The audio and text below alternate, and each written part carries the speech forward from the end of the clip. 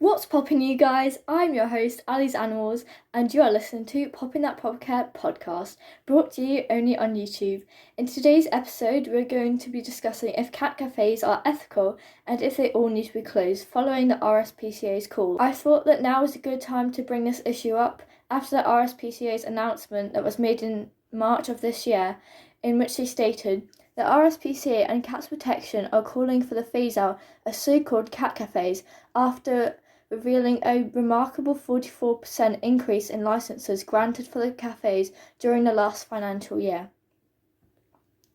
Personally, I do not completely agree with the statement, as I have seen several cat cafes that advertise their seemingly ethical care that they provide their cats on social media and have strict guidelines that they have implemented to ensure that their felines are as comfortable as possible, including a no under 16s rule,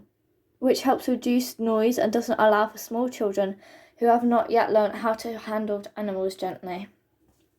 On the flip side of this, I've also seen several cat cafes that house way too many cats for the space that they provide them, do not provide cats with enough private areas and spaces of their own away from humans, and just generally do not high enough standards of care that they should be practicing with their animals, and these are the types of cat cafes that need to be phased out.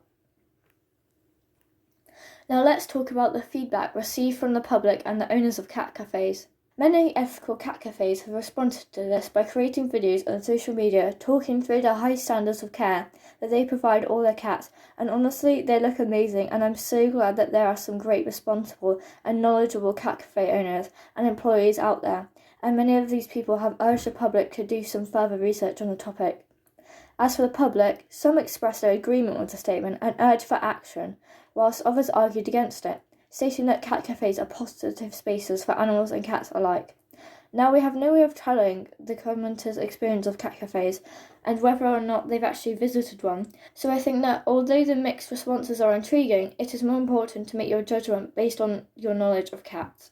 The problem I have with this statement is how it generalises cat cafes and implies that there are none which provide both cats and humans with enjoyable experience. Yes, there are problematic cat cafes, and action does need to be taken to improve the lives of the cats that live there. However, this is not the case for all cat cafes, and I do not believe that it is necessary to phase out all of them. So now it's time for you to tell me what you guys think about cat cafes,